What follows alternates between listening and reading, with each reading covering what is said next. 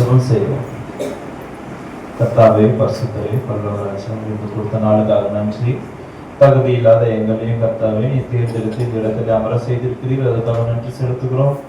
அப்பா, இந்த நேரத்திலே கர்த்தாவே பரிசுத்தமான இந்த ஓய்வு நாளை கொடுத்ததுக்கு நன்றி. இந்த நாங்கள் சரிவர ஆராதனையிலே நாங்கள் பங்கெடுத்து எது உண்மையான ஆராதனை என்று தெரிந்து கொள்ள கர்த்தாவே நீர் எங்களுடைய அகக்கண்களை திறந்து எங்களுக்கு வெளிப்படுத்தும்படியாக வேண்டிக் கொள்கிறோம் சுவாமி. அப்பா, எங்களுடைய இருதயத்தின் கனத்தை நீர் அறிந்திருக்கிறீர். அவைகளை நீங்கள் போக்கி எங்கள் இருதயத்தை அப்பா மெல்லிய பஞ்சை போன்று மென்மையான ஒரு இருதயமை மாற்றுங்க சுவாமி. உங்களுடைய கரத்திலே எங்களுடைய வாழ்க்கையை கொடுக்கிறோம். இந்த வாழ்க்கையை நீர் செம்மை பண்ணுங்க, செவையாக்குங்க, அழகுபடுத்துங்க.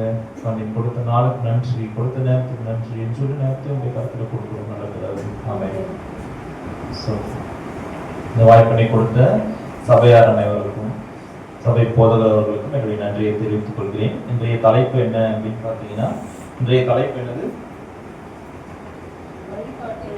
வழிபாட்டில் கடவுளின் திரு வெளிப்பாடு. வழிபாடு அப்படின்னா என்னன்னா, நம்ம வர்ஷிப்னு ஆங்கிலத்தில் சொல்லுவோம். இன்னும் ஆராதனை அப்படின்னு சொல்லக்கூடிய ஒரு வடச்சொல் சமஸ்கிருத மொழி யூஸ் பண்ணுவோம். அது இல்லாம இவங்க என்ன பண்றாங்கன்னா தமிழ் மொழி வழிபாடுன்னு சொல்றாங்க. எது வழிபாடு? வழிபாடு என்றால் என்ன? வழிபாடுனா எப்படி பண்ணலாம்? வழிபாடு யாருக்கு பண்ணணும்? வழினா என்னது? வழினா வழி போறோம். பாடு அப்படின்னு என்ன அர்த்தம்? ஏதோ ஒண்ணு செய்யறோம், அந்த வழியா போறோம், அதான் வழிபாடு. அதாவது தமிழ்ல சொல்லக்கூடியது. ஓகே. இந்த வழிபாடுனா எந்த வழியில போய் நம்ம எப்படி கடவுளை சேருகிறோமோ அதுதான் வழிபாடு. அதான் வழிபட்டு இறைவனை நாம் என்ன பண்றோம்? துதிக்கிறோம். துதின்றது என்னது? பாடுகிறோம். துதினா பாடல்களை பாடுகிறோம். இப்போ வழிபாடு என்பது நாம் எந்த வழியில சென்று அவரை காண்கிறோம் அப்படின்றது. நம்ம எப்படி எல்லாம் வழிபாடு செய்யலாம்? நம்ம எப்படி, ஏன்னா நிறைய வழிபாடுகள் இருக்கு. உங்களுக்கே தெரியும், புரட்டாசி மாசம் போச்சு, ஆடி மாசம் போச்சு, எல்லா மாசமும் போகுது. அப்ப எப்படி எல்லாம் வழிபாடுகள் நடக்குது? அந்த ஆராதனை, இந்த ஆராதனை, அந்த மாதிரி நிறைய அவங்களுக்கும் இருக்கு, நமக்கு இருக்கு, எல்லாருக்குமே இருக்கு. இப்ப எந்த மாதிரியான வழிபாடுகள் நாம செய்யறோம் அப்படின்னு பாத்தீங்கன்னா, பைபிள்ல இருந்த ஆராய்ச்சியாளர்கள் என்ன பண்றாங்கன்னா 7 விதமான வழிபாடுகள் நமக்கு சொல்லியிருக்காங்க. இப்ப 7 விதமான வழிபாடுகள் என்னென்ன வழிபாடுகள் அப்படின்னு பார்க்க போறோம். அதுக்கப்புறமா எப்படி இறைவன் நம்ம இடத்துல தன்னையே வெளிப்படுத்துவார் அப்படின்றதையும் பார்க்கணும். வழிபாடு என்றால் என்னன்றதை பத்தி தான் கொஞ்சம் பார்த்தோம். வழி என்றால் ஒரு வழி என்பது வேறு சொல். வழின்னா தெரியும் நமக்கு, போற வழி, வர வழி. இப்போ எதுக்கு வழிபாடு? இறைவனிடத்துல போவதற்கு அந்த வழி, அதை நமக்கு கொண்டு செல்லக்கூடிய பாதை தான் வழிபாடு. அவர் இருக்கிற இடத்தை கொண்டு போய் சேர்க்கறது தான் வழிபாடு அப்படின்னு நமக்கு தெரியுது. அப்போ ஒரு இடம்னா இருந்தா அந்த இடத்துக்கு நிறைய வழி இருக்கு. இப்போ மஞ்சமாக்கம் வரணும்னா நம்ம எப்படி ஹைவே வழியாகவும் வரலாம், இல்ல ஊருக்குள்ள வழியாகவும் சுத்தியும் வரலாம். ஓகே. அது போல இந்த வழிபாடுகள்ல நிறைய வழிகள் இருக்கு. ஆனா போய் சேருவது இறைவனிடத்துல ஒரு வழி, ஒரே ஒரு இடம் அப்படின்னு பைபிள்ல சொல்லியிருக்காங்க. 7 விதமான வழிபாடுகள் பைபிள்ல கூறப்பட்டிருக்கு. அடுத்தது திரு வெளிப்பாடுன்னா என்னது? வெளிப்பாடு. இப்போ அவரு இருக்காரு, அந்த வழியா போறோம். அந்த வழியா போகும்போது நான் இங்கதான் இருக்கேன், இப்போ ஒரு அட்ரஸ் தெரியாம கேட்டுக்கிட்டே போறோம்னு வச்சுங்களேன். அந்த கேட்டுக்கிட்டே போகும்போது இந்த பக்கம் போங்க, அந்த பக்கம் போங்கன்னு சொல்ற மாதிரி ஒரு சைன் போர்டு வச்சிருப்பாங்க. பார்த்திருக்கீங்களா? சைன் போர்டு வச்சிருப்பாங்க.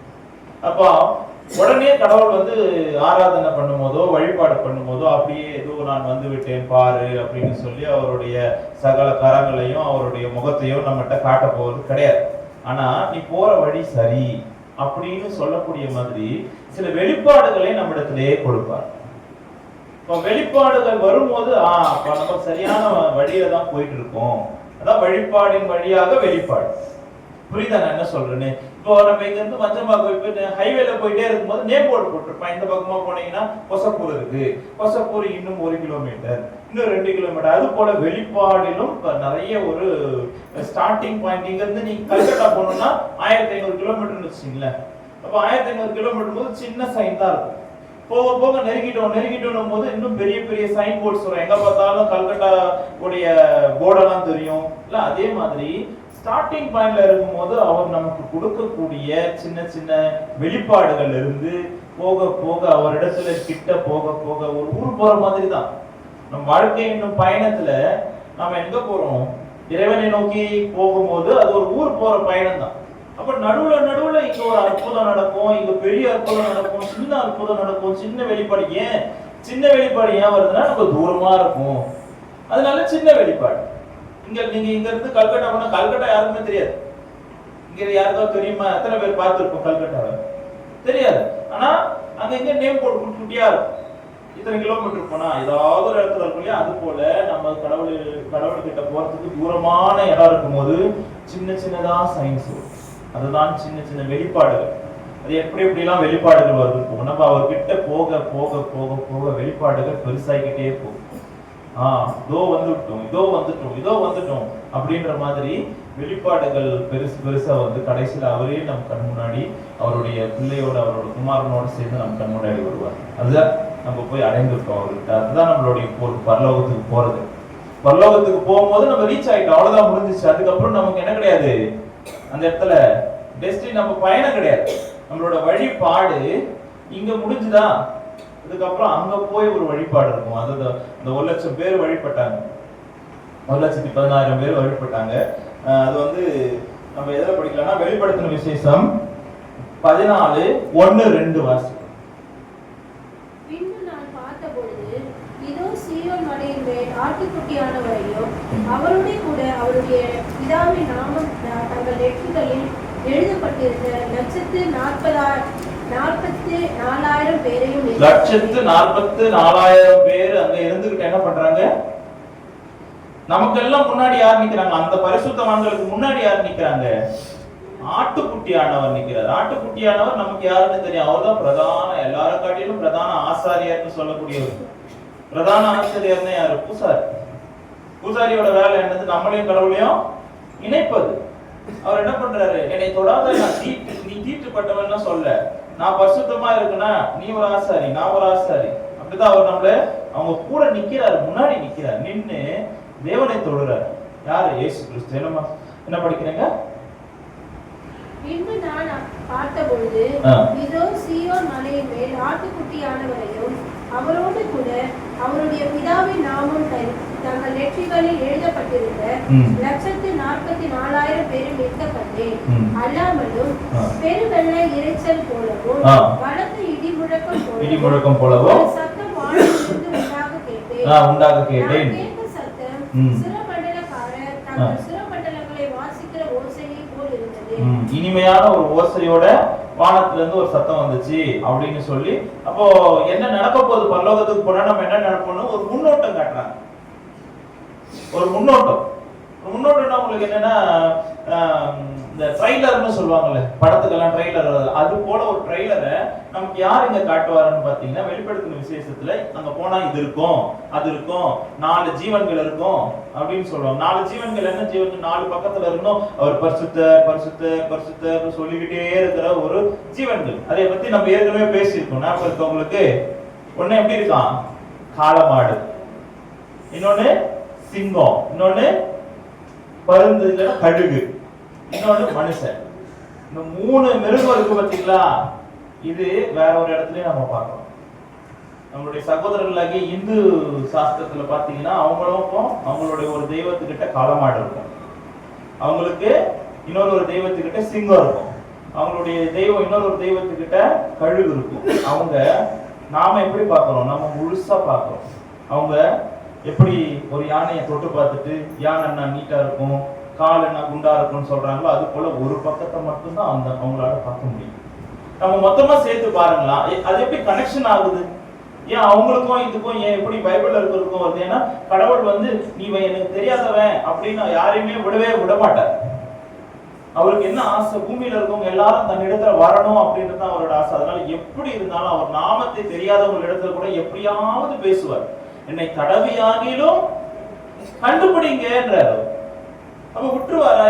கிறிஸ்டியன்ஸை மட்டும்தான் பரலோகத்துக்கு போக வைக்கணும் அப்படின்னு அவர் யோசனையா, இல்ல இருக்கிற எல்லாரையும் பரலோகத்துக்கு கொண்டு போகணும்ன்றது அவருடைய யோசனையா? எதுக்காக படைச்சார்? அப்படியே அந்த வெறும் கிறிஸ்டியன்ஸை மட்டும் படைச்சிருக்கலாம்ல, மற்றவங்க எல்லாரையும் அழிச்சிருக்கலாம்ல. எதுக்காக அவர் அந்த மாதிரி பண்றாரு? அவர் எப்படியாவது தன்னை வெளிப்படுத்தணும்னு வாஞ்சியோட இருக்காரு. அதனாலதான் அவங்களுக்கு ஏதாவது ஒரு வழியில வெளிப்படுத்தணும் அப்படின்னு வெளிப்படுத்தும் போது அவங்க புடிச்சுக்கிட்ட சில பக்கங்கள், ஒருத்தர் நார்த்ல இருந்து பாக்குறாங்க, வடக்குல இருந்து பார்க்கும்போது அவங்களுக்கு காளமாடு பக்கமா தெரியுறாரு. ஒருத்தர் சவுத்துல இருந்து பார்க்கும்போது அதுக்கப்புறம் அது மாறி போச்சு மனுஷங்களோட அறிவுனால. அது வேற விஷயம். ஆனா மனுஷங்களுக்கு தன்னை வெளிப்படுத்த இறைவன் வாஞ்சியா இருக்கிறார். நம்மளால பார்க்க முடியுது, அவங்களால ஒரு பக்கத்தையோ இல்ல தடவியாகிலும் இது காலோ இது உடம்பு இது முறை மாதிரி காது அப்படின்னு தடவியாகிலும் கண்டுபிடிக்க. ஏன்னா அவங்க நிறைய விதத்துல ஆவிக்குரிய தாகத்துல இருக்காங்க. அதனாலதான் சாது அவங்க இவங்க நிறைய பேர் இருக்காங்க. ஆவிக்குரிய தாகத்துல இருக்கிறவங்களுக்கு தாகம் உள்ளவன் இடத்துல என்ன பண்ணுவார், அவரு ஊற்றுவேன் என்கிறார். அப்போ ஊற்றுவார். அதுக்கப்புறமா கொர்நேலியுக்கு எப்படி தெரியாத ஒரு ஆளு, ஒரு கிரேக்கன், அவனை எப்படி தன்னுடைய தன்னுடைய சீசனை அனுப்பி மாத்தினார், அது போல மாற்றுவார். அதுக்கு நாமெல்லாம் யார் மாதிரி இருக்கணும், பேதுரு போல இருக்கணும்.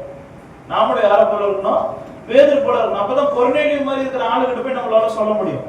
நம்ம பேதுருவா இல்லைன்னா அவர் எப்படி நம்மள கொர்நேலியு இடத்துல நம்மள அனுப்புவார். அப்ப நாம எல்லாரும் ஒரு பேதுரு. நிறைய கொர்நேலியு இருக்கு அந்த நாட்டுல. தானம் தர்மங்கள் செய்யறது, ஐயோ கடவுள் யாருன்னு தெரியலையே, இவ்வளவு கடவுள் இருக்காங்களே யாருன்னு தெரியலையேன்னு தெரியாம அவங்களுக்கு தெரிஞ்சதெல்லாம் செய்யற மக்கள் இருக்காங்க. நாம பேதுருவா இருக்கும் போது தான் கடவுள் நம்மள என்ன பண்ணுவாரு, போ அங்கே போ, கொர்நேலியு மாதிரி ஒரு ஆளை காட்டி அங்க போ, அவரிடத்துல சொல்லு, அவர் தாகமா இருக்கிறார், அவருக்கு உன்னுடைய ஜீவ தண்ணீரை பகிர்ந்து கொடு அப்படின்னு. சோ இப்ப இதான் என்ன பார்த்தோம், வெளிப்பாடு. வெளிப்பாடுனா இங்க கொஞ்சம் கொஞ்சமா வெளிப்பாடு வந்து நம்ம நினைக்கிற மாதிரி வெளிப்பாடுனா அன்னைக்கே கடவுள் நம்மளை கொண்டு போறாருன்றது அர்த்தம் கிடையாது.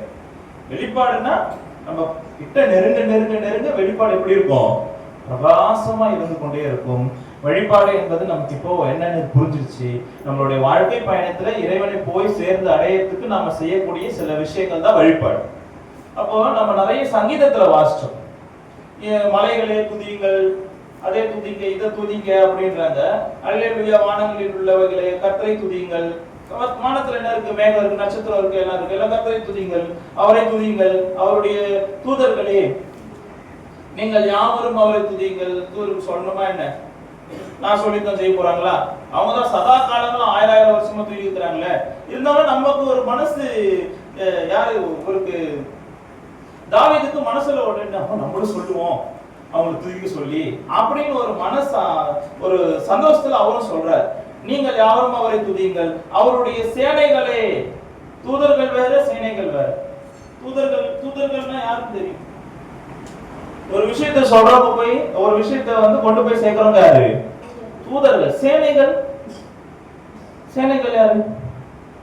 இயேசு ஒரு இடத்துல சொல்லுவாரு, என்ன சாதாரணமா நினைச்சிருக்கியா, எங்க அப்பா ஒரு தேவதூதன் சொன்னா அவன் வந்தான்னா எத்தனை பேர் அடிச்சிருவான், 10 லட்சம் பேரை 10,000 பேரை ஒரே நொடியில அழிக்கக்கூடிய வல்லமை உடையவர். சேனைகள்ல யாரு? சோல்ஜர்ஸ். சேனைகள்ல யாரு? சோல்ஜர்ஸ். அப்ப கடவுளிடத்துல யாரு இருக்காங்க? சோல்ஜர்ஸ் இருக்காங்க. அவருடைய சேனைகளே நீங்கள் யாவரும் அவரை துதியுங்கள். அதனாலதான் அவர் சேனைகளின் கர்த்தர். நாம நினைக்கிறோம் இப்போ கணம்னு சொல்லுவாங்க, கணம்னா கூட்டம்னா. இப்போ அவரு யாரு கூட இருக்கார்? பெரிய சேனையோட இருக்கார். சேனை என்பது தமிழ் வார்த்தை கிடையாது, கணங்கள் என்பதுதான் தமிழ் வார்த்தை. இப்போ எல்லா கணங்களோட இருக்கிறார் இறைவன். கடவுள் சேனை வச்சிருக்கிறார். நமக்கு ஒரு பிரச்சனைன்னும் போது, என் பிள்ளைக்கு ஒரு பிரச்சனை போய் அவனுக்கு உதவி செய்யணும் அனுப்புறதுக்கு சேனை வச்சது, என் பிள்ளைகிட்ட போய் சொல்லுன்னு அப்படின்னு சொல்றதுக்காக தூதரை வச்சிருக்கிறார். அடுத்து வேற யார் இருக்காங்க? சூரிய சந்திரரே அவரை துதியுங்கள். சூரியன் எப்படி துதிக்கும்? சந்திரன் எப்படி அவரை துதிக்கும்? சூரியனுக்கு வாய் இருக்கா? நம்ம துதியுங்கள் துதியுங்கள் துதியுங்கள் அல்லேலூயா கை தட்டி துதிக்கிறோம்ல. சூரியன் எப்படி துதிக்கும்? அவர் சொன்ன வேலையை கரெக்டா செஞ்சா அதுதான் அவரை துதிப்பது. சொன்ன வேலையை கரெக்டா செஞ்சா அதுதான் துதிப்பது. சூரியன் கிட்ட கட்டளை என்னது? நீ ஒளி பிரகாசத்தை கொடுத்து நீ பகலும் இரவுமே ரெண்டுமே மாறி மாறி வா, பகல்ல நீ வா நைட்ல நீ வா அப்படின்னு சொல்லி அனுப்பிச்சது யாரு? தேவன். என்னைக்காவது ஒரு நாள் இன்னைக்கு டயர்டு ஜுரம் நான் வரமாட்டேன் நிலா சொல்லியிருக்கா, சூரியன் சொல்லியிருக்கா. எத்தனையோ நிலா பார்த்துட்டேன், எத்தனையோ நாள் பார்த்துட்டேன். நிலா வருதா இல்லையா? இப்ப அது எப்படி துதிக்குது? அதன் வேலையை அது செய்யுது. அடுத்து வேற என்ன துதிக்குது? ஏன்னா அவருடைய படைப்புல நமக்கு தெரிஞ்சது, இந்த பூமியில இருந்து பார்க்கும்போது அந்த காலத்துல அவருக்கு தெரிஞ்சது என்னது? பெருசு, இருக்கிறதுலே பெருசு என்னது? சூரியனும் சந்திரன். அதுக்கப்புறம் தான் பூமி. அவருக்கு தெரிஞ்சது என்னது? சூரிய சந்திரன். அப்போ பெரிய சூரிய சந்திரனை நீங்கள் துதியுங்கள். இப்ப நிறைய சூரியனை காட்டிலும் 100 மடங்கு பெரிய பெரிய கிரகங்கள்லாம் இருக்கு. அவரை துதியுங்கள். பிரகாசம் உள்ள சகல நட்சத்திரங்களே அவரை துதியுங்கள். வானாதி வானங்களே அவரை துதியுங்கள். ஆகாய மண்டலத்தின் மேலுள்ள தண்ணீர்களே அவரை துதியுங்கள். அவைகள் கர்த்தரின் நாமத்தை துதிக்க கடவது. அவர் கட்டளையிட அவைகள் சிருஷ்டிக்கப்பட்டது. துதிக்கிறதுனா என்னது? சிருஷ்டிச்ச வேலைய செய்வதுதான் துதிப்பு. நாம எதுக்கு சிருஷ்டிக்கப்பட்டோமோ, எதுக்காக நம்ம உருவாக்கப்பட்டோமோ அந்த வேலையை செய்வது என்னது? துதிப்பது. இதுல இருந்து நமக்கு ஓரளவுக்கு புரியுது. நமக்கு உங்களுக்கு புரியுதுல என்ன சொல்ற வரோம்னு? எப்படி துதிக்கும்? துதினா வாய் இருந்து கை தட்டி துதிப்பதா? அது எப்படி துதிக்குது? நாம எப்படி துதிக்குது? அது எப்படி துதிக்குது? அது உருவாக்கப்பட்ட வேலையை அது செய்து கர்த்தருக்கு நன்றி செலுத்தி அப்படின்னு நினைச்சுக்கலாம். ஓகே, அது வாழ்ந்துருக்கு, அது இருக்குது. இன்னும் 5 கோடி வருஷம் பூமி வாழன்னு சொல்லி சூரியன் வாழன்னு சொல்லியிருக்காங்க. அது அதன் வேலையை செய்கிறது. அவர் அவைகளை என்றைக்கும் உள்ள சதா காலங்களிலும் நிலைக்கும்படி செய்தார். மாறாத பிரமாணத்தை அவைகளுக்கு நியமித்தார். அவைகளுக்கு என்ன கொடுத்திருக்காரு? சட்ட திட்டங்கள் கொடுத்திருக்காரு. மாறாத பிரமாணம். மாறாத பிரமாணம்னா என்ன அர்த்தம்? மாற்றமே கிடையாது. நீ காலையில வா, நீ பகல், நீ நைட்ல வா, அவ்வளவுதான். மிஞ்சி போனா நார்த் போல் சவுத் போல்னு சொல்லக்கூடிய இடத்துல மட்டும் என்ன ஆகாது? சூரியனு ஒரு 6 மாசம் மறையாது, 6 மாசம் வெளிச்சமா இருக்கும். மற்றபடி மனுஷங்க இருக்கக்கூடிய இடத்துல ஃபுல்லா இதுதான் நிலைமை. காலையிலனா சூரியன் இருக்கணும், நைட்லனா நிலா இருக்கணும். இல்லைன்னா அமாவாசை போச்சுன்னா அமாவாசை பௌர்ணமி தவிர மற்ற நாட்கள்லாம் எப்படி இருக்கணும்? சாதாரணமா நிகழ்வு. மாறாத பிரமாணத்தை அவைகளுக்கு கொடுத்தார். அது போல நமக்கு என்ன கொடுத்திருக்கார்? பிரமாணங்களை கொடுத்திருக்கார், சட்டதிட்டங்கள் கொடுத்திருக்கார். நாம அதுபடி செய்தோமா நாமல் அவரை என்ன பண்றோம்? துதிக்கின்றோம். நாம அவரை என்ன பண்றோம்? துதிக்கின்றோம். அதுதான் துதி. அந்த பிரமாணம் தெரியணும்னா நம்ம எங்க வரணும்? எங்க வீட்டுல உட்கார்ந்துட்டு இருந்தா கடவுள் காதுல வந்து சொல்லுவாரா? நாம தான் இன்னும் போறதுக்கு, கல்கட்டா போறதுக்கு தூரம் இருக்குது இன்னும். அதுக்குள்ள எப்படி வந்து சொல்லுவாரு? நீ பக்கத்துல போக போக போக வேணும் வந்து சொல்லுவாரு, தம்பி இந்த ரைட்ல போ, லெஃப்ட்ல போ அப்படின்னு சொல்லுவாரு. நம்ம தான் தூரத்துல இருக்குமே, நம்ம சென்னையில இருக்குமே, நமக்கு எப்படி வந்து சொல்லுவாரு? எந்த இடத்துல கல்கட்டா பத்தி பேசுறாங்களோ அந்த இடத்துக்கு வரணும். அதே போல எந்த இடத்துல பிரமாணங்களை பத்தி பேசுறாங்களோ அந்த இடத்துக்கு வரணும். இப்போ சபைக்கு வரணும், அவரோட பிரமாணத்தை தெரிஞ்சுக்கணும்னா. ஓகேயா? நான் வீட்டிலேயே இருந்து ஆராதனை செய்வேன்னா, ஆராதனை என்பது பாட்டு பாடுவதா? ஆராதனை என்பது கை தட்டுவதா? ஆராதனை என்பது அவர் பிரமாணங்களை அறிந்து கொண்டு அந்த பிரமாணத்தின்படி செய்வது ஆராதனையாக இருக்கு. பூமியில் உள்ளவைகளே கர்த்தரை துதியுங்கள். மகா மச்சங்களே, சகல ஆழங்களே, அக்கினியே, கல்மழையே, உறைமழையே, மூடுபனியே, அவர் சொற்படி செய்யும் பெருங்காற்றே. எல்லாத்தையும் என்ன பண்ணிட்டாரு? அவரு பிரமாணம் வச்சுட்டாரு. ஆனா காத்துக்கு மட்டும் என்ன சொல்றாரு? அவர் சொற்படி செய்யும் பெருங்காற்று. ஏன் அப்படி? வேற எதுக்கும் சொல்லல, காத்துக்கு மட்டும் சொல்லியிருக்காரு. ஏன்? ஏன்னா நம்ம ஆவியானவர் எப்படி இருக்காரு? காற்றானது தன் இஷ்டத்துக்கு எங்க போகுதுன்னு தெரியல, எங்க வருதுன்னு தெரியல. அது போல ஆவியானவர் எப்படி இருக்காரு? எங்க போறாருன்னு தெரியாது, எங்க வராருன்னு தெரியாது. தேவன் எங்க கட்டளை எடுக்கிறாரோ அங்க போவார், எங்க வாழ்றாரோ அங்க இருந்து வந்துருவார். அதனால அந்த காத்து யாருக்கு? யார் சொற்படி கேக்குது? தேவ சொற்படி. அதனாலதான் ஸ்பெஷலா காத்துக்கு அந்த இடத்துல சொல்லியிருக்காரு. காற்றானது என்ன சொல்றாரு? சகல ஆழங்களே சொற்படி செய்யும் பெருங்காற்று. காற்று என்பது ஒண்ணு ஆவியானவர். ஆவியானவர் காற்று போல இருக்கிறார். அவர் அக்னியா இருக்கிறார், காற்றா இருக்கிறார். அக்னி போல அக்னி நாவுகளாய் வந்து இறங்கினார். காற்று போல ஒரு இடத்துல இருந்து இன்னொரு இடத்துக்கு போகிறார். காற்று போல எல்லாருடைய சுவாசத்திலையும் இருக்கிறார் ஆவியானவர். அந்த ஆவியானவருடைய அக்னியும் சுவாசத்தையும் நாம இழக்காமல் பார்த்து கொள்ள வேண்டும். மலைகளே, சகல மேடுகளே, கனி மரங்களே, சகல கேதுருக்களே, கேதுருன்னா பைன் சொல்லக்கூடிய ஒரு மரங்கள், காட்டு மிருகங்களே, சகல நாட்டு மிருகங்களே, ஊரும் பிராணிகளே, இரவுள்ள பறவைகளே, பூமியின் ராஜாக்களே, சகல ஜனங்களே, பிரபுக்களே, பூமியில் உள்ள சகல நியாயாதிபதிகளே, வாலிபரே, கன்னிகைகளே, முதிர் வயதுள்ள பிள்ளைகளே, கர்த்தரை துதியுங்கள். கர்த்தரை துதியுங்கள்னு கர்த்தரை துதிக்கணும்னா சங்கீதத்தை வாசிச்சா எப்படியெல்லாம் கர்த்தரை துதிக்கணும், துதி என்றால் என்ன அப்படின்றத சங்கீதம் வாசிக்கும் போது நம்ம பார்த்து கத்துக்கலாம் சங்கீதத்துல இருந்தா. அது மட்டும் இல்லாம இன்னும் நிறைய விஷயங்கள் இருக்கு. இப்போ வழிபாடு என்பது அன்பின் வெளிப்பாடு. இப்போ வழி நம்ம எதுக்கு வந்து அந்த வழியில போறோம்? அவர் மேல அன்பு வச்சதுனால தான் இங்க இருந்து கல்கட்டா போறோம்னா சும்மா போய் கல்கட்டா எப்படி இருக்குன்னு பாதுகாக்கிறதுக்கு போல ஏதோ ஒரு விஷயமா போறோம், ஒரு வேலையா போறோம். அப்போ கடவுள் இடத்துல எதுக்காக போறோம்னா அவர் மேல நம்ம வைத்திருக்கிற அன்பினாலே போறோம். அவர் என் மேல காட்டின அன்பு, அவர் என் மேல அவர் பிள்ளைய கொடுத்து காட்டின அன்புக்கு நன்றியா நம்ம என்ன பண்றோம், அவர் மேல நம்ம அன்பு செலுத்துகிறோம். பலவிதமான வழிபாடுகள் இருக்கு. அதுல நம்ம 7 வழிபாடுகள் பைபிள்ல இருக்கிறத பார்க்க போறோம். ஓகே, சரியான ஆராதனை என்றது புத்தியுள்ள ஆராதனை என்று ரோமர் 12:1-2 வாசிச்சு பாருங்க. அப்படி இருக்க சகோதரரே, நீங்கள் உங்கள் சரீரங்களை பரிசுத்தமும் தேவனுக்கு பிரியமான ஜீவ பலியாக ஒப்புக் கொடுக்க வேண்டும் என்று தேவனுடைய இரக்கங்களை முன்னிட்டு உங்களை வேண்டிக் கொள்கிறேன். இதுவே நீங்கள் செய்யத்தக்க புத்தி உள்ள ஆராதனை. எது புத்தி உள்ள ஆராதனை? பாட்டு பாடுவது, டான்ஸ் ஆடுவது புத்தி உள்ள ஆராதனை. அது இதை பண்ணிட்டு நீங்க அப்புறம் டான்ஸ் ஆடுங்க, பாட்டு பாடுங்க, அதெல்லாம் செய்யுங்க. அதுதான் புத்தி உள்ள ஆராதனை. சும்மா அங்க திட்டு வேலை பண்ணிட்டு வேற ஏதாவது வேலை பண்ணிட்டு இங்க டான்ஸ் ஆடிட்டு பரிசுத்தவன் மாதிரி ஒரு நாள்ல நடிச்சுட்டோ இல்ல ஒரு அரை மணி நேரத்துல நடிச்சுட்டு நம்ம ஓடி போயிடலாம். ஆனா நாமளால என்ன பண்ண முடியாது, தொடர்ந்து நடிக்க முடியாதுல்ல. ஓகே, கல்யாணம் புதுசுல 2 வருஷம் நடிக்கலாம், ஆமா பல்ல கடிச்சிட்டு நடிக்கலாம். அதுக்கப்புறம் நம்மளால நடிக்க முடியாது. நம்மளோட உண்மையான குணம் என்ன ஆயிடும், வெளியே கண்டுபிடிச்சிருவாங்க ஆளு அப்படின்னு. ஓகேயா? சோ அதனால அவர் என்ன சொல்றாரு, புத்தி உள்ள ஆராதனை இதுவே, நீங்களே அவருக்கு பலியாய் கொடுங்கள் உங்களை அப்படின்னா ஆராதனை பத்தி இந்த இடத்துல யார் சொல்றாரு, ரோமர்ல சொல்லியிருக்காங்க. அப்புறமா பிரியமான ஆராதனை 1 சாமுவேல் 15:22. கர்த்தருக்கு பிரியமான ஆராதனை என்னன்னு பார்ப்போம். கர்த்தர் எந்த இடத்துலயாவது என்னைய வாயை கத்தி என்னைய ஆர்ப்பாட்டம் பண்ணுங்க அப்படின்றத காட்டிலும் அவர் என்ன சொல்றாரு, அது 2வது செகண்டரி. முதல்ல பிரைமரி என்னது, முக்கியமானது என்னதோ அதை செய்யி, அதுக்கப்புறமா அதை பார்த்துக்கலாம். ஓகேயா? ஊமை என்ன பண்ணுவாங்க, கத்துவாங்களா? அவங்களால நானும் சொல்ல முடியாது. அவங்க என்ன பண்ணுவாங்க, பாப்போம் என்ன பண்ணுவோம். பிரியமான ஆராதனை 1 சாமுவேல் 15:22.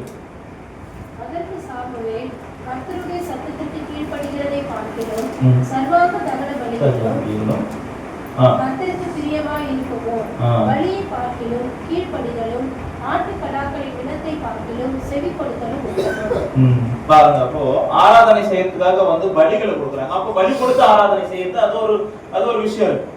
அப்படி ஆட்டுக்கடாக்களை காட்டிலும் கர்த்தருக்கு செவி கொடுக்காம நீங்க போய் ஆடு மாடு கோழி எவ்வளவு பெருசு 1000 கணக்குல கொண்டாந்து வெட்டினாலும் பிரயோஜனம் கிடையாது அப்படின்னு சொல்லி, சோ பிரியமான பலி என்னவா, என்ன ஒரு தடவை வாசிங்க, பிரியமான சத்தமா வாசிங்க. அதற்கு சாமுவேல், கர்த்தருடைய சத்தத்திற்கு கீழ்ப்படிகிறதை பார்க்கிறோம், சர்வாங்க தகன பலிகளும் கர்த்தருக்கு பிரியமாய் இருக்குமோ. அவருடைய வார்த்தைக்கு கீழ்ப்படியணும். அவருடைய வார்த்தைக்கு கீழ்ப்படியணும். முதல்ல அவருடைய வார்த்தை எங்க இருக்கு, சபையில இருக்கு. சபைக்கு அதை கேட்கணும். கேட்டுட்டு அதுக்கப்புறம் அதன்படி கீழ்ப்படியணும், வரணும். தினமும் கேட்கணும், அவரை கேட்கணும், சபைக்கு வரணும், பைபிள் படிச்சு வீட்டுல கேட்கணும். ஓகே, அட்லீஸ்ட் தெரிஞ்ச வரைக்குமாவது கீழ்ப்படிய நாம ட்ரை பண்ணணும். ஓகே, அடுத்து வேற என்ன அடுத்து பாருங்க, 7 விதமான பலியை பார்க்கிலும் கீழ்ப்படிதலும் ஆட்டுக்கடாக்களின் இனத்தை பார்க்கிலும் செவி கொடுத்தலும் மிக மிக முக்கியம். கர்த்தருக்கு செவி கொடுங்க. அதனாலதான் இவ்வளவு பெரிய புக்கை நமக்கு கொடுத்திருக்கிறாரு. இது ஒரு புக்கு கிடையாது, பல புக்கு, பல பேர் நமக்கு அனுப்பிச்சு வச்சு இவ்வளவு பெருசா கொடுத்திருக்காரு. 7 விதமான ஆராதனைகள் இருக்கு. இங்க 7 விதமான ஆராதனைகள். அதுல முதல்ல பராக்னு சொல்லக்கூடிய ஆராதனை என்னன்னா, முழங்காலில் சரணடைதல். முழங்காலிட்டு என்ன பண்றாங்க, அண்ணால என்ன பண்றாங்க, முழங்கால் போட்டு கோயில் முன்னாடி நின்று அழுகுறாங்க. முழங்காலில் தன்னைத்தானே சரணடைதல். அப்புறம் ஹலால்னு சொல்றோம். ஹலால் கறி தானே, ஹலால் கறி தான் வாங்குவோம். அப்படின்னா என்னது, நம்ம ஹலால் கறின்னு கை தூக்குற கதை சாப்பிடுவீங்களா? ஹலால்னா என்னது, ஹலால்னா ஹலால்னா என்ன சொல்லுவாங்கன்னா வாழ்த்துதலுக்குரியது. வாழ்த்துதல், ஹல்லேலூயான்றோம்ல. யா என்பது யாரோட பேரு, கர்த்தருடைய பேர். யாவே அப்படின்றது அவரோட பேர். நான் நானாகவே இருக்கிறேன், அவர் அவராகவே இருக்கிறேன். நான் நானாகவே இருக்கிறேன்றத அப்படியே அவர் போயிட்டு அவர் அவராகவே இருக்கு. அந்த அவர் என்ற வார்த்தை தான் என்னது, யாவே அப்படின்னு மாதிரி. அந்த யாவேன்றது யாவாயிடுச்சு. நீங்க வேணா பைபிள்ல நிறைய இடத்த வாசிச்சு பாருங்க. யா இல்லாம பேர்கள் கிட்டத்தட்ட ஒரு 80% ஆன பேர் யாரு, இயேசு, யோசேப்பு, யா. அப்புறம் வேற யாரு சொல்லுங்க இதே மாதிரி? யோபு, யோ யோ யோ யா யோ யா. இதேதான். இந்த யா இல்லாத நிறைய யா இல்லாத பேர்கள் ரொம்ப ரொம்ப கம்மி தான். ஆண்களோட பேர் எல்லாம் யால தான் இருக்கும். ஓகே, யோசிச்சு பாருங்க. சகரியா, அப்புறம் மல்கியா, அதுக்கப்புறம் வேற யாருக்கணும்? எசேக்கியா, செப்பேனியா, எரேமியா. யா எல்லாம் எங்கேயாவது இருக்கா? ஏசையா, சாமுவேல், எல்லாம் யா இல்லாம இருக்கவே இருக்கு. யானா யா அவங்க பேர்ல வந்து என்னது, எப்படி இறைவன் அவங்களோட கலந்து இருக்கிறார் என்பதை அவங்க பேரை வச்சு கண்டுபிடிச்சிருக்கு. யா இல்லாம என்னப்பா? இயேசு, வெரி குட். யோவான், இது எல்லாமே யோ யா இதுல எல்லாமே இருக்கவே இருக்காது. ஏன்னா அவ்வளவுக்கு இறைவன் மேல அவ்வளோ பற்று. நான் வீட்டுல இருக்கும்போது கூட அவர் நாமத்தை சொல்லணும் அப்படின்றதுக்காக அந்த யா இல்லாம தன்னுடைய பிள்ளைங்களுக்கு கூட பேர் வைக்க மாட்டாங்க. புரியுதா? அப்ப யா என்றும் அந்த பேர் அதான் ஹல்லேலூயா. வாழ்த்துதல் இறைவனுக்கே, தேவனுக்கே வாழ்த்துதல், இறைவனை வாழ்த்துகின்றோம் அப்படின்னு தான் ஹல்லேலூயா. அடுத்தது சபா. சபாக்குனா மன மகிழ்ச்சி, சாட்சி சொல்லும் போது கர்த்தரிடத்துல நம்ம என்ன பண்றோம்? அவரை வர்ஷிப் பண்றோம். ஓகே, அவர் வந்து என்ன பண்றோம்? நம்ம வழிபடுகிறோம், சாட்சி சொல்றோம். அடுத்தது தெஹில்லான்னு சொல்றாங்க. தானாக பாடுவது, உள்ளிருந்து வருவது. தானா யாருமே எழுதுற அந்த பாட்டை தான் மனசுல இருந்து அவர் எனக்கு என்னென்னலாம் பண்ணாரோ அதை நம்ம என்ன பண்றோம்? உருக்கமா நம்மளே என்ன பண்றோம்? பாட்டா பாடுறோம். அடுத்தது தோதால்னு சொல்றாங்க. கை தூக்கி நின்று என்ன பண்றோம்? நம்ம நன்றி கூறி அவர் என்ன பண்றோம்? ஆராதனை செய்கிறோம். இது ஒரு வகையான ஆராதனை. அப்புறம் யதா அப்படின்றாங்க. நன்றி சொல்லி நன்றி சொல்லி நன்றி சொல்லி நம்ம என்ன பண்றோம்? ரைட், கடவுளை வாழ்த்துறோம். ஒண்ணு இப்படி கை தூக்குவாங்க, இல்லைன்னா இப்படி கை தூக்குவாங்க. ஓகே, இந்த மாதிரி கை தூக்கி வாழ்த்துகின்றது. அதுக்கப்புறம் ஜமார்னு சொல்றாங்க. To make musical sound. வாயிலே என்ன பண்றோம்? சத்தமிட்டு பாடி. மோஸ்டா நம்ம என்ன பண்றது? இந்த ஆராதனை மட்டும்தான் செய்யறாங்க. இல்லைன்னா முதல் ஆராதனை முழங்காலிட்டு பாட்டு பாடு. இந்த ரெண்டு ஆராதனை தான் பிரமாணமா இருக்கு. ஓகே, இந்த ரெண்டு ஆராதனை தான் என்ன பண்றாங்க? வாழ்த்துதல் செய்யறோம், எல்லாமே செய்யறோம். இதெல்லாம் பைபிள்ல நம்ம பார்க்கக்கூடிய ஒரு சில ஆராதனைகள். அதுல ஒரு 7 ஆராதனைகள் இந்த குறிப்பிட்டு சொல்லியிருக்கு. என்ன மாதிரி ஆராதனை செய்யறோம் நம்மளே பார்ப்போம். முழங்கால் எடுக்கிறோம், கர்த்தரை வாழ்த்துகின்றோம், துதித்து பாடி மகிழ்ந்து இருப்போம், கர்த்தர் சமூகத்தில் களி கூறுவோம் அப்படின்னு பாட்டு பாடுறோம். அப்புறம் வாயிலேயே மியூசிக்கல் இன்ஸ்ட்ருமெண்ட் போட்டுட்டு இருக்கோம். கடவுளை பத்தி நினைச்சு சந்தோஷத்துல நாமளே துதித்து பாடினோம். இல்லைன்னா நம்ம ஊர் பக்கம் கிடையாது, இந்த பக்கம் போனீங்க இஸ்ரேல் பக்கம் கொலவை போடுவாங்க. நம்ம ஊர் கொலவை போடுறாங்க பொம்பளைங்க, அந்த மாதிரி கொலவை போட்டு அலைவய பாடுவாங்க. ஓகே, அவங்க கொலவை போடுவாங்க. அதான் இந்த மாதிரி நிறைய ஆராதனைகள் உண்டு. இந்த ஆராதனைகள் நம்மள எங்க கொண்டு போகும்? கீழ்ப்படிதலையும் அது செய்யறதுக்காக தான் இந்த ஆராதனை. கீழ்ப்படிதலை கர்த்தரிடத்துல அவருடைய வார்த்தைக்கு கீழ்ப்படியறதுக்காக தான் இந்த ஆராதனை. அதே போல மகிமையின் மேகமாக கர்த்தர் எப்படி வெளிப்படுகிறார்ன்றத அடுத்த பகுதி பார்ப்போம். இதுவும் முடிச்சு நான் கொஞ்ச நேரத்துல வெளிப்படுதல், கர்த்தர் எப்படி வெளிப்படுகிறார், இங்க அங்க இங்க அங்கன்னு நமக்கு சின்ன சின்னதா வெளிப்படுவார். அதுக்கப்புறமா எப்படி கர்த்தர் தன்னை முழுமையாக எல்லா மனுஷர்களுக்கும் காட்டுறார். ஏன்னா வெளிப்படுதல் என்பது 2 விதமான வெளிப்படுதல். தனிப்பட்ட வெளிப்படுதல், எல்லாரும் முன்னாடியும் வந்து அவர் நிக்கிற வெளிப்படுதல். ஓகே, அப்போ தனிப்பட்ட வெளிப்படுதல் வந்து உங்களுடைய இருதயத்துக்கு தெரியும் கர்த்தர் எப்படியெல்லாம் நமக்கு வெளிப்பட்டு இருக்கிறார். அப்படி வார்த்தையின் மூலமா வெளிப்படுவார், ஒரு அற்புதத்தின் மூலமா வெளிப்படுவார். நான் வந்து கஷ்டத்துல இருந்தேன், என் கூட இருந்தார். நான் வியாதியா இருந்தேன், என்னோடு இருந்தார். நான் ஆபரேஷன் பண்ணி படுத்துட்டு இருந்தேன், என் பக்கத்துல இருந்தார். இதெல்லாம் அவங்களுடைய வெளிப்பாடு. நீங்கள் பக்கத்துல நெருங்க நெருங்க நெருங்க நெருங்க வெளிப்பாடுகள் பயங்கரமாகவும் பெரியதாகவும் வளர்ந்து கொண்டே போகும். இது வந்து தனிநபருடைய வெளிப்பாடு. கர்த்தர் எப்படி மக்கள் அனைவருக்கும் வெளிப்பட்டார். சீனாய் மலை மேல எப்படி இருக்கு? இடியும் முழக்கமும் பெரிய மேகமுமாய் வந்து இறங்கினவர். ஓகே, 1 ராஜாக்கள் 8:11 வாசி பாருங்க. 1 ராஜாக்கள் 8:11.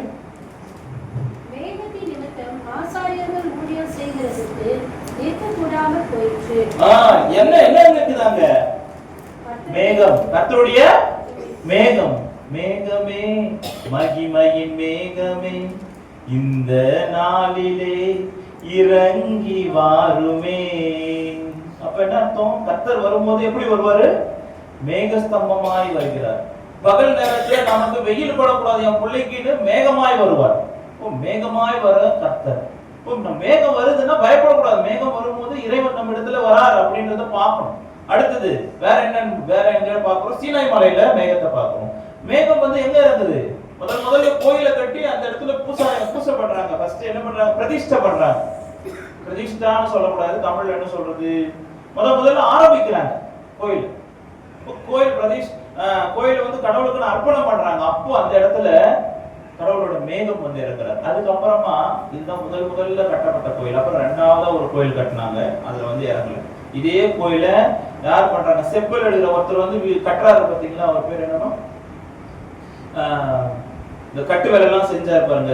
கடவுள் வந்து கோயிலுடைய கட்டெல்லாம் கீழே விழுந்துருச்சு, எங்களுக்கு கட்டு வேலை செய்யணும் ராஜா கிட்ட கேட்டுட்டு வந்து கட்டுவார், ஒரு தீர்க்கதரிசி. ஓகே, சோ இப்படி அவங்க சீரமைச்சதுக்கு அப்புறமா வந்து அது அப்ப கூட மேகம் வரல. மேகம் முதல்ல எப்போ வந்துச்சு கோயிலுக்கு? சாலமோன் பண்ண அப்ப மட்டும்தான் வந்துச்சு. அந்த மேகம் கர்த்தருடைய மகிமை நிற்கக்கூடாதபடிக்கு அப்படி இருட்டா வந்து அவங்க அப்படியே மூடிக்கொண்டது கர்த்தருடைய மகிமை. அடுத்தது 2 கொரிந்தியர் 4:5. 2 கொரிந்தியர் 4:5.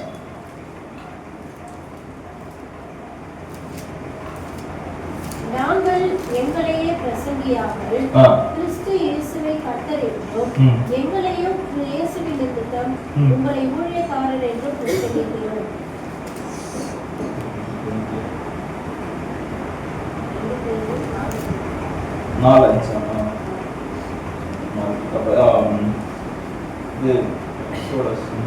யாத்திராகமம் 40:34. யாத்திராகமம் 40:34. இது எங்க நடந்ததுன்னா கூடாரம் போட்டிருந்தாங்க கோயில் கட்டுறதுக்கு முன்னாடி. அப்ப கோயில் கட்டுறதுக்கு முன்னாடியும் இப்ப என்ன ஆகுதுங்க பாருங்க. யாத்திராகமம் 40:34. அப்பொழுது ஒரு மேகம் ஆசாரிப்பு கூடாரத்தில் பாருங்க. அப்ப மேகம் வந்து கர்த்தர் இருக்கிற பிரசன்னத்தை அப்போ மேகத்தை வந்து மக்கள் மத்தபடி வந்தாங்கன்னா மக்கள் பயந்துருவாங்க. அதனால எப்படி வராரு? தனக்கு மக்களுக்கு தெரிஞ்ச மேகம் போல வராரு இறைவன். மேகம் மாதிரி வந்து மக்கள் இடத்துல நான் இருக்கேன், இந்த இடத்துல தான் இருக்கேன் அப்படின்னு தீர்மானம் பண்ணிட்டு போறாரு. எப்படி? மேகமாய் வந்து இறங்குகிறார். எங்க 1 ராஜாக்கள்ல பார்த்தோம். அடுத்தது யாத்திராகமம் 40 பார்க்கிறோம். அப்போ கடவுள் எப்படி வராரு? மேகமாய் வருகிறார். கடவுள் வர்றது கூட தன்னை எப்படி வெளிப்படுத்துவார் அப்படின்னா 7 விதமாய் வெளிப்படுத்துவாரு. எப்படின்னா இயேசுவினுடைய வார்த்தைகளினாலே. தேவன் குமாரன் சொன்ன ஒரு வார்த்தையில இருந்தோம். ஏன்னா அவர் சொல்லிட்டாரு, என் தகப்பனை சொல்றதை காட்டிலும் நான் வேற எதுவும் எக்ஸ்ட்ரா செய்ய மாட்டேன், அதிக பிரசங்க வேலை எல்லாம் செய்ய மாட்டேன். அவர் என்ன சொல்றாரோ அது மட்டும் தான் நான் செய்வேன். உங்களுக்கு என்ன சொல்றாரு? அவரு பிரியமா இருந்தா இந்த பாத்திரத்தை எடுத்து போடுங்கன்னு தான் கேட்கிறார். அவர் சொல்ல இவர் செய்வார். அதனால இயேசுவின் வழியா இவருடைய வார்த்தையின் நம்முடைய மீட்பரின் வழி அவருடைய வார்த்தையின் வழியாய் தேவன் நமக்கு வெளிப்பாடு நடத்துவார். அப்புறம் அவருடைய பேர்களின் வழியாய் நமக்கு வெளிப்பாடு நடத்துவார். அவருடைய நாமம் கர்த்தருடைய நாமத்தின் வழியாய் அவருடைய வெளிப்பாடு நமக்கு வரும். ஏன்னா அதனாலதான் நிறைய பேர் இருக்கு. அந்த இடத்துல ஒரு சுகம் அளிப்பவர் யெகோவா ராஃபா. ஓகே, அந்த மாதிரி நிறைய பேர்கள் ஏன் வருது? அவர் வெளிப்பாடு அங்க நடத்தினதுனால அவங்களுக்கு அந்த பேரு. அடுத்தது ஸ்ட்ரைட்டா முகமுகமாக சில இடத்துல பேசுவார். பேதுரு இடத்துல போய் பேசுவார், நீ இதை அடித்து பூசி. வானத்துல இருந்து என்ன பண்றாரு? வந்து பேசுறாரு. இல்ல சவுல் இடத்துல பேசுறது மாதிரி, சவுல் பவுலா மாறாருல அவர் இடத்துல பேசுற மாதிரி பேசுவார். அடுத்தது அவர் கொடுத்த கட்டளைகளின் வழியா தான் நம்ம இடத்துல பேசுவார். நம்ம ஒரு தவறு செய்யும் போது அந்த கட்டளை நமக்கு நினைப்பூட்டி, இது நான் உனக்கு சொன்னேன் இல்லையா, நீ ஏன் அதை செய்யல, இதுக்கு பதிலாக நீ வேற ஒன்று செய்ய போறியே அப்படின்னு அவர் நமக்கு நினைப்பூட்டுவார். அடுத்தது அவருடைய சங்கீதத்தினாலையும் போயம்னு சொல்லக்கூடிய அந்த உன்னத பாட்டு சங்கீதம், அவர் ஒரு பாட்டுனாலே என்ன பண்ணுவார்? அவர் நம்ம இடத்துல பேசுவார். ஒரு சில பாட்டெல்லாம் கேட்டீங்கன்னு வச்சுங்களேன், அது நம்ம இழுக்கிற மாதிரி இருக்கும். அந்த பாடல் என்ன பண்ணும்? தாய் உருவாகும் முன்னே என் கருவை கண்டீரையான் போதே நம்மளுடைய உடம்ப இடவோ பண்ண நம்ம இருதயத்தை போய் புழியும். பாடல்களின் வழியாக நம்ம இடத்துல பேசுகிறவராக இருக்கிறார் நம் தேவன். through the testimonies. அப்படின்னா ஆமா, யாராவது ஒருத்தவங்க சாட்சி சொல்றாங்கன்னு வச்சுங்களேன், அவங்க வாழ்க்கையில் இப்படி நடந்துச்சா, இவ்வளவு பெரிய தேவனா இவர் அப்படின்னு அது நம்ம இடத்துல பேசக்கூடியதா இருக்கும். அப்புறம் நம்ம இடத்துல உள்ள கடைசியா பாத்தீங்கன்னா அற்புதத்தினால பேசக்கூடியது. நம்ம ஒரு இடத்துல போக போக போக சின்ன சின்னதா இருந்த அற்புதங்கள், 10 ரூபா வச்சேன் அது காணோம், அப்புறம் கடவுள் கொடுத்தாருன்னு போற அந்த அற்புதம் கடைசியில என்ன மலையில இருந்து கீழே விழுந்த என் கடவுளோட கை தாங்குச்சு அப்படின்ற அளவுக்கு மாறும். அவருடைய கையை நான் பார்த்தேன் அப்படின்ற அளவுக்கு மாறும். 10 ரூபாய் என்ன அந்த இடத்துல இருந்து நம்ம எங்க போறோம்? அவர் கையை பார்க்கக்கூடிய அளவுக்கு இந்த வழிபாடுன்னு சொல்லக்கூடிய வழியில நடந்து நடந்து நடந்து நடந்து நெருங்கி நெருங்கி நெருங்கி போக போக போக அந்த கீழ்ப்படிதல் நம்மளை எங்க கொண்டு போகுது? அவர் கையை காணக்கூடிய பாக்கியத்தை செய்து, அவருடைய சேனைகளை காண செய்ய பாக்கியத்தை செய்து, அவருடைய தூதருடைய சத்தத்தை கேட்க பாக்கியம் செய்து. எத்தனையோ கர்த்தருக்கு பிரியமான மனுஷங்க ஏன் கேட்கறாங்க, நம்மளால ஏன் கேட்க முடியல? அவங்க வழியில எங்க இருக்காங்க? கர்த்தருக்கு பக்கத்துல போயிட்டாங்க. அதனால அவர் என்ன பண்றாரு? அவன் இடத்துல போய் பேசு, அவனை தாங்கி பிடி, இதோ நான் வருகிறேன் அவனை பிடிக்க அப்படின்னு அவர் வருகிறார். நமக்கே நடக்கல. நாம சென்னையில இருக்கோம், நம்ம சென்னையில கல்கட்டா எங்க இருக்கு? தூரமா இருக்கு, எங்க தெரியவே இல்லை. எப்படி தெரியும்? பக்கத்துல போனா தானே தெரியும். பக்கத்துல போனா என்ன முக்கியம்? வழி பாடு முக்கியம். அந்த வழிபாடை நாம எப்படி செய்யணும்? 7 விதமான வழிபாடுகள், 7 விதமான வழிபாடுகள். இது நம்ம வெளியில காட்டக்கூடிய வழிபாடுகள். ஆனா அகத்துல மனசுக்குள்ள எப்படி வழிபாடு செய்ய, எது புத்தி உள்ள வழிபாடுன்னு நம்ம பார்ப்போம். எது கர்த்தருக்கு பிரியமான வழிபாடு? புத்தி உள்ளது கூட பரவாயில்ல, புத்தி இல்லாதவன் என்ன பண்ணுவான்? கர்த்தருக்கு பிரியமானது பண்ணல, அவருடைய புத்தி இல்லாதவன் கூட செய்யக்கூடிய ஒரு வழிபாடு. கர்த்தருக்கு பிரியமான வழிபாடு என்னது? அவருடைய வார்த்தைக்கு கீழ்ப்படிதல். அவருடைய வார்த்தை எப்படி கீழ்ப்படிய முடியும்? வேதத்தின் வழியாக கீழ்ப்படிய முடியும். வேதத்தை எங்க வந்து கத்துக்கலாம்? ஸ்கூலுக்கு போய் கத்துக்கிறோமா? ஸ்கூலுக்கு பைபிள் ஸ்கூல் இருக்கு, அது வேற. நார்மலா வேலைக்கு போய் கத்துக்கிறோமா? இல்ல. நமக்கு ஒரே ஒரு கிளாஸ் தான், வாரத்துக்கு ஒரு கிளாஸ், அது கூட 2 மணி நேரம். அது கூட கிளாஸ் கூட எடுக்க மாட்டாங்க. கிளாஸ் ஒரு 45 நிமிஷம். இதுக்கு முன்னாடி ஒரு டீச்சர் வந்தார் போன வாரம், அவர் ரொம்ப பேசுறாரு. இந்த டீச்சரு இது கொஞ்சம் பிளேட் போடும். அப்படிதான் நம்மளும் என்ன ஆயிட்டோம்? 2K கிட்ஸ் மாதிரி மாறிட்டோம். அவங்களுக்கு ஒரு பட்ட பேர் வேற இல்ல, டீச்சர்களுக்கு வைப்பாங்கல்ல அந்த மாதிரி. கால் வலிக்குது இப்பயே. சரி, நம்ம எங்க வரணும்? சபைக்கு வரணும். சபையில நடக்கிற வார்த்தைகளை கேட்கணும், அவருடைய கற்பனைகளை தெரிந்து கொள்ளணும், அப்புறம் அதன்படி செய்யணும். வழிபாடு அப்பதான் நடக்க முடியும். வழிபாடு என்பது எல்லாரும் உட்கார்ந்து கடவுளே ஸ்தோத்திரம் ஸ்தோத்திரம் ஸ்தோத்திரம் ஸ்தோத்திரம், நீங்க லட்சம் ஸ்தோத்திரம் சொன்னாலும் நீங்கள் கீழ்ப்படியாத வரைக்கும் அந்த ஸ்தோத்திரத்துக்கு ஒரு பலனும் கிடையாது. நீங்கள் கீழ்ப்படியாத வரைக்கும் ஒரு பலன். கீழ்ப்படிதல் எப்படி? கடவுள் வந்து காதுல சொல்ல மாட்டாரு. பைபிள் கர்த்தர் இங்கதான் பேசுவார். சபைக்கு வாங்க, சபைக்கு வந்து அவருடைய வார்த்தைகளை கற்றுக்கொள்ளுங்கள், அவருடைய வார்த்தைகளை செவிக்குள்ள போடுங்க. அப்புறமா பாருங்க, ஆராதனை என்பது எப்படிப்பட்ட ஆராதனை? தூய்மையான ஆராதனை.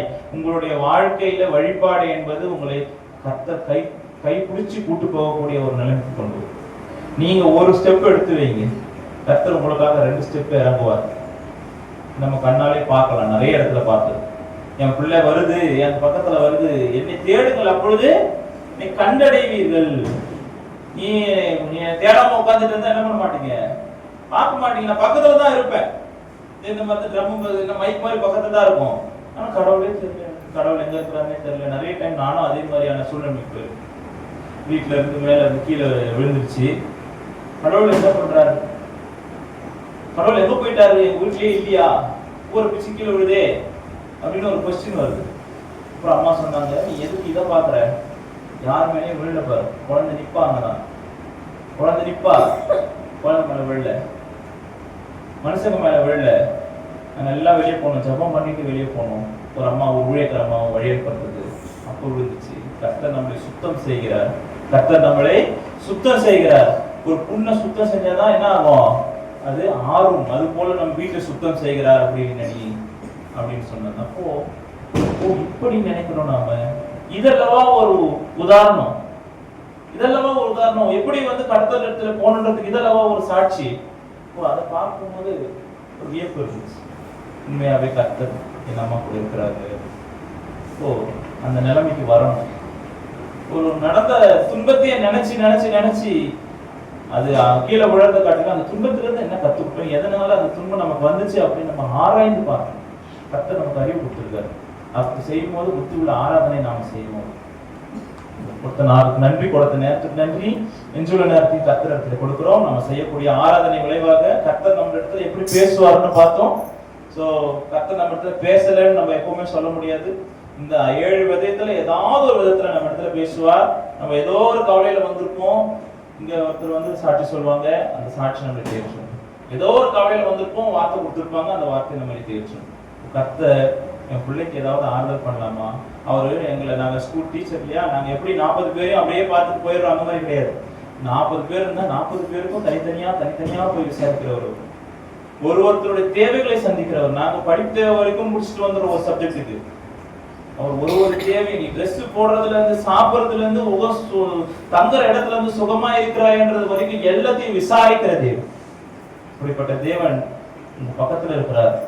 தடவியாக கண்டுபிடிக்கும், எப்படியாவது கண்டுபிடிக்கும். வழிபாடு பண்ணுவோம், அந்த வழியில நம்ம போகிற பாதையில அவர் தூக்கிட்டு கொண்டே போவோம். அவர் சொந்த வேலையை செய்து கொண்டே போவோம். கொடுத்த நாளுக்கு நன்றி. ஜெபம் செய்வோம். கர்த்தாவே, அப்பா, உங்களுடைய நாமத்தை இந்த நேரத்தில் கர்த்தாவே, நாங்கள் பறைசாற்றும்படியாக வந்திருக்கிற இந்த சிறு குடும்பத்தை, இந்த கூட்டத்தை நீ காண்கிறீர். அப்பா, நீர் எப்படி உங்களுடைய குமாரன் வழியாக எங்கே 2-3 ஒன்றாய் இருக்கிறார்களோ, உண்மை துதிக்கிறார்களோ, அப்பா, எங்கே உண்மை நோக்கி பார்க்கிறார்களோ அங்கே நீர் இருப்பேன் என்று உங்களுடைய குமாரன் வழியாக நீ சொன்னீரே. அதுக்காக நன்றி செலுத்துகிறோம் சுவாமி. அப்பா, உங்க குமாரன் வந்தால் நீர் வருவீர். அப்பா, அதுக்காக நன்றி செலுத்துகிறோம். நீர் எங்களுக்காக உங்களுடைய குமாரனை கொடுத்தீர், அதுக்காக நன்றி செலுத்துகிறோம் சுவாமி. எப்படி ஒரு மனுஷனாய் நாங்கள் நடந்துக்கிறோம் எங்களுக்கு அவரை கொண்டு வெளிப்படுத்தினீரே, அதுக்காக நன்றி. அப்பா, நன்றி உள்ள பிள்ளைகளாக நாங்கள் வாழ எங்களுக்கு கிருபை செய்தல்லுங்க. எங்களோடு இருந்து எங்களை வழிநடத்துங்க. எங்கள் வாழ்க்கை முழுவதும் உமக்கு துதி செலுத்துகிற பிள்ளைகளாக இருக்கு. அப்பா, நாங்கள் உமக்கு ஏற்ற துதி, அப்பா, புத்தியுள்ள ஆராதனையும் கர்த்தாவே நாங்கள் நடத்துகிறவர்களாக இருக்க கிருபை செய்தல்லுங்க சுவாமி. அப்பா, வெளியரங்கமாய் பாடுவதிலும் ஆடுவதிலும் அப்பா உண்மையே அப்பா நாங்கள் இங்க வந்து சத்தமாய் துதிப்பதிலும் மட்டும் கவனம் செலுத்தாம கர்த்தாவே, அதன் பின்னாடி கர்த்தாவே நாங்கள் உமக்கு பிரியமாகவும் கீழ்ப்படிந்து நடக்கிற பிள்ளைகளாகவும் வாழ எங்களுக்கு கிருபை செய்திருக்குங்க. எங்க இருதயத்திலே கர்த்தாவே கடினத்தன்மைகளை எல்லாம் நீக்கி அப்பா எங்களுக்கு மெதுவான ஒரு இதயத்தை கர்த்தாவே, ஒரு சதையான இதயத்தை கொடுத்து அதிலே உணர்வுகளை கொடுத்து கர்த்தாவே எங்களை மென்மேலுமாய் வளர்க்கும்படி வேண்டிக்கொள்கிறோம். இந்த பிரயாணத்திலே கர்த்தாவே, இந்த வழிபாட்டிலே கர்த்தாவே எங்களை நீங்கள் உம்மிடத்திலே அருகாமையிலே கர்த்தாவே சேர்த்துக் கொள்ளும்படி தயவாய் வேண்டிக் கொள்கிறோம். உங்களுடைய வெளிப்பாடுகளை கர்த்தாவே எங்களுக்கு கொடுத்து அதிகமாய் வேகமாய் துரிதமாய் உம்மிடத்திலே ஓடி வந்து சேருகிற பிள்ளைகளாக இருக்க எங்களுக்கு கிருபை செய்திருங்க.